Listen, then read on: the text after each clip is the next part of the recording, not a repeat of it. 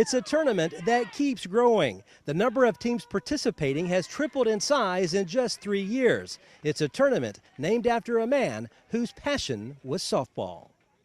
And a hope of the brave. We're having a softball tournament.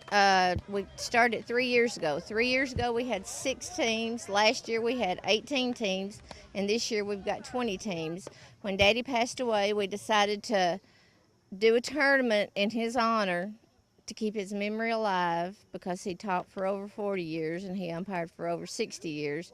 And we thought this would just be a good way to keep his legacy going, and we didn't know what we were getting into, and it keeps growing every year. And we give the money to seniors to further their education.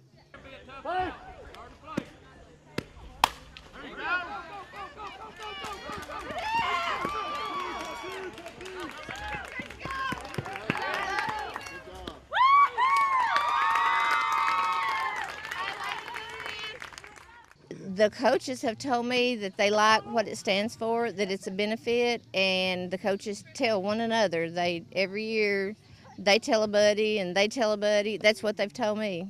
We've got a few from Lafayette, some from Columbia, some from McMinnville, Elizabethtown, Kentucky, Bowling Green, Kentucky, Portland, just all over. Does it amaze you that from teams from that far away are actually coming to participate? Yes, it does. I never dreamed that when we started it. I always figured it would just be just a few teams. Talk about your dad and just what he liked about umpiring. What was so fun about that for him? He was a sports enthusiast. It didn't matter what kind of sport. He loved it. But now softball was his passion. He loved the kids, and he loved doing it. And from what I understand, the kids loved him too.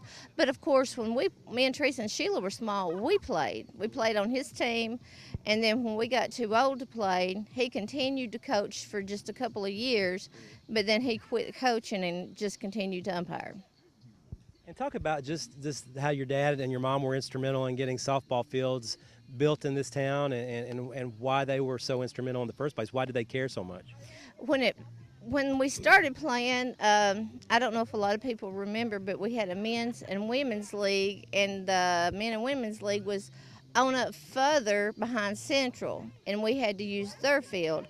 And Mom and Daddy and several others decided that it was time that the little ones had a field to play, and they went before the council or done something and got one field built. And then later on got this field built, the small field, and they named it after Daddy. So they're starting on the E.B. Krantz field, and we're playing on the 2 fields here, and we're playing on the field at the high school.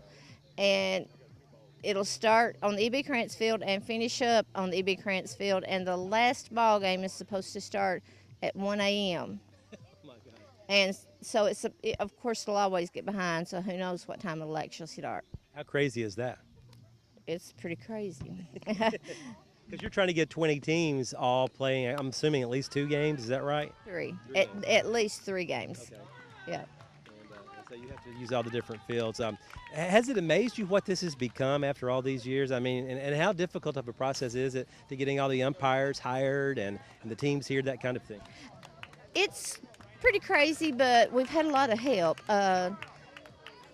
Like I said, the Macon County Recreation has got behind us and helped, and Kyle Turner's president of that, and he's really been a help. And then Kurt Klein is an umpire, and he took control of that this year, and he got the umpires.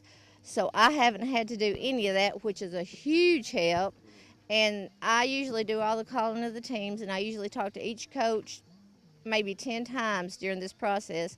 But once he got the brackets drawn, he called the coaches back and explained it to them, and I didn't have to do that this year, and that really helped. If your dad were here today, what do you think he would say about this tournament? He would be glad that it's going on, but he wouldn't want his name involved, because he'd say, oh, that's too much.